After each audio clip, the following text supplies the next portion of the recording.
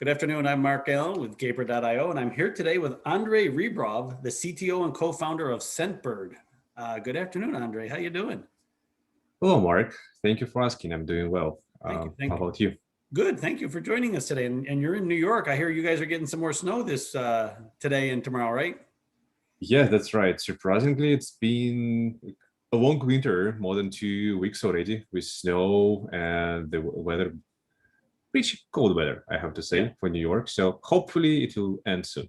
Hopefully, I won't tell you what it's like here in San Francisco today. Although definitely warmer than New York. So to start with, can you share a brief background of yourself and your work experience? Sure. Right now, I am CTO and co-founder at Scentbird, and Scentbird is a subscription service for perfumes and colognes, and I am responsible for all the technology aspects of the company. And it might not sound very technological, perfume is perfume, but we created a lot of interesting things behind the scenes. So the website, the CRM system, a lot of integration, warehouse system, a lot of cool stuff. Prior to that, I was an engineer and I worked for big enterprise companies such as ABSVK, UBS Investment Bank, and I also spent time as an agile engineering coach when I helped other people to write code better, create better products, and so on and so forth. Very interesting. So you said you built these systems. So you actually built these systems, or you didn't buy something off the shelf? No, we did not. When we started, we had a conversation about should we use something like Magento, for example, and like other companies such as Birchbox or Warby Parker, who originally inspired us for this company. But as an engineer, I would love to build everything from scratch, as you know, this typical engineering approach. And later down the road, when we spoke to CTOs of this company, Birchbox and Warby Parker, they told us that don't use Magento if you plan to build something very custom, and that's our case. We have a lot of unique features, specific for subscription, specific for us, and that was the right decision to build everything from scratch. Yeah, and it's interesting you said your subscription service, which is I would liken it as like being on a wine club. Is it similar? It is similar. So it is almost like Netflix, if I may, because it is a curated subscription. So we have a queue like Netflix, and each month we send you perfume or cologne of your choice. So you can define what you want to get. It's not like some random box of goodies that you're not aware you will like or not. Oh, very interesting. So tell us more about Scentbird. I mean, prescription perfume and cologne. Who's your typical customer? What differentiates you from other people in this business? Sure. So let's start with the beginning here. So traditionally, perfume industry is all about nice scents, nice perfume bottles, expensive perfume bottles. Because typically, when you go to a retail store and buy yourself or some as a gift a perfume bottle, it costs around $100. And sky's the limit here. Like I saw perfume bottles as expensive as $200,000. Oh, sorry, $2,000. Sorry. And the problem here is there is no trial period. You have to commit yourself and spend all the money. And if you don't like it after a week, and usually it requires you a week to understand how does it work out for you, because perfume smells differently on different people. There is chemistry, there is a way how perfume works on our skin. So you need about a week to understand, do you like it or not? But you already opened the bottle. You cannot return it.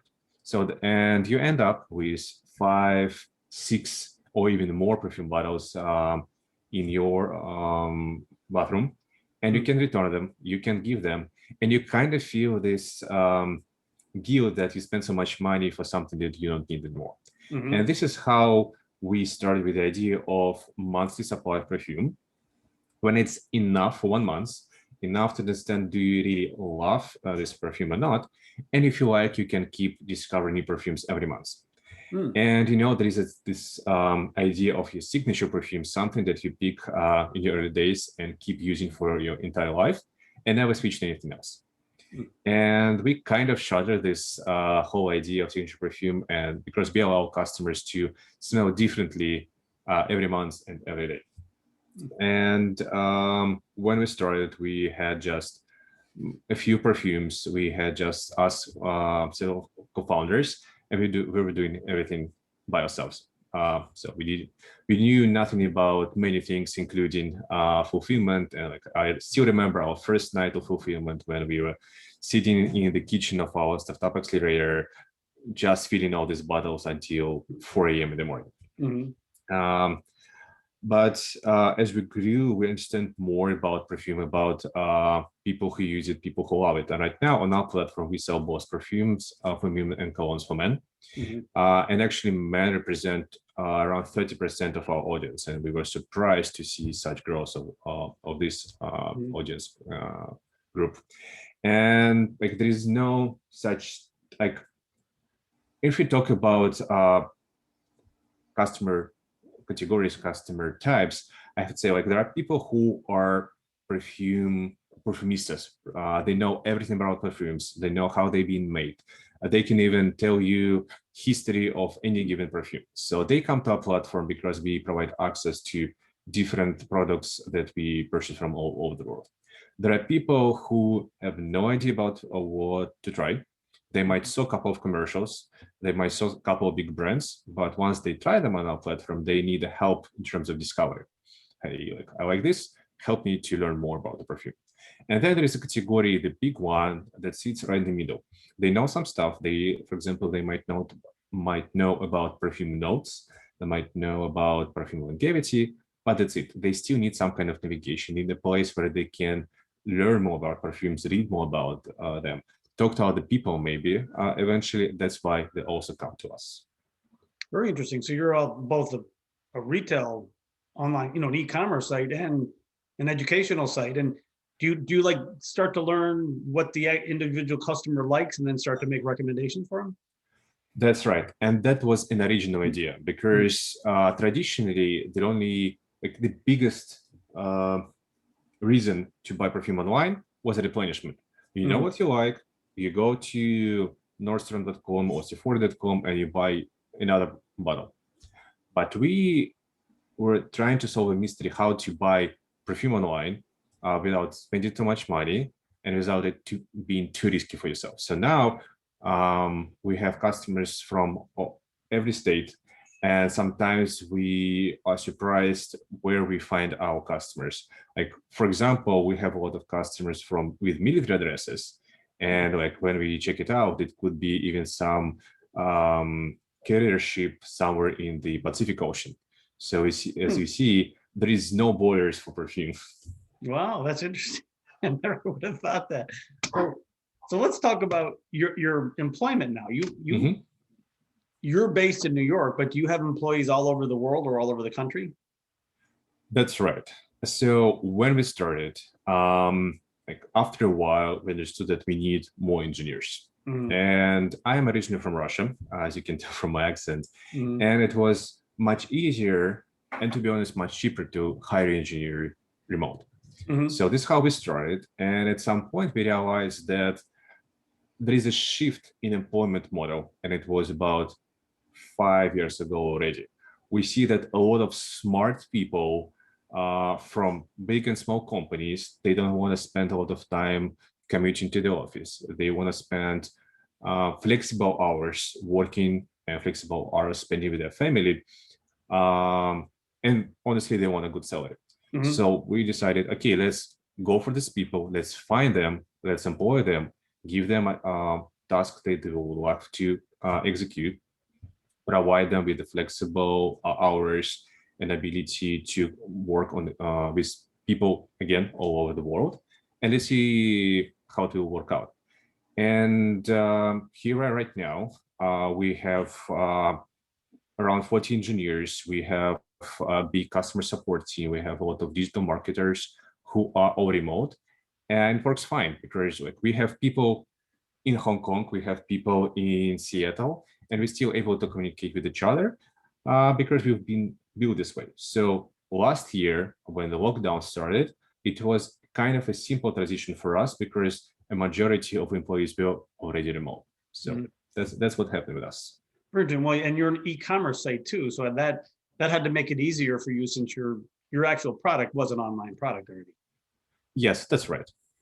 And did you see any increase in demand for your product once everybody started working from home? I would think it would have lessened your demand a little bit, but you never know. I mean, you tell me.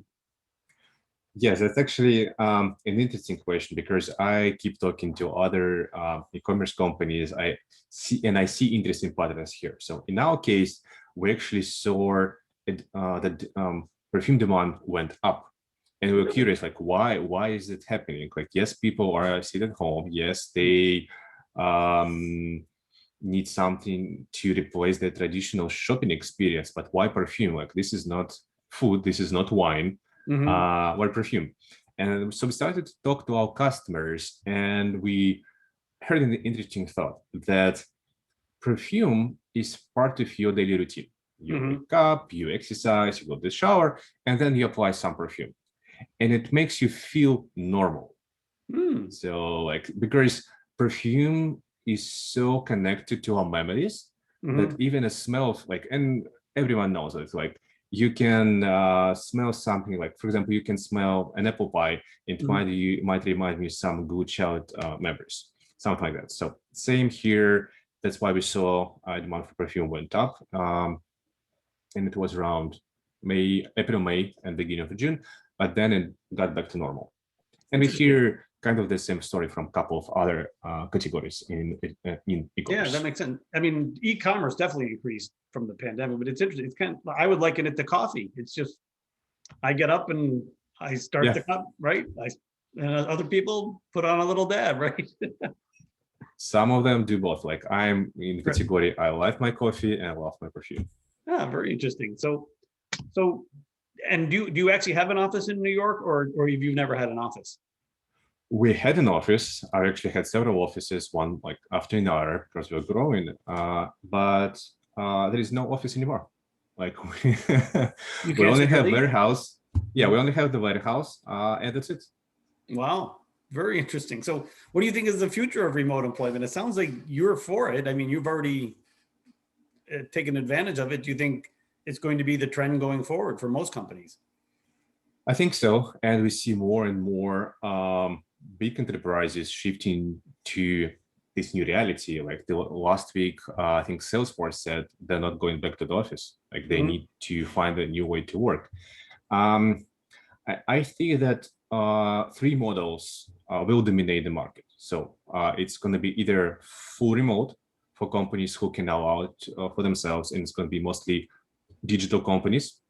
We will still have some office-only setups, I believe, mostly for companies that require collaboration around physical stuff, some labs, some mechanical shops, I don't know, something like that.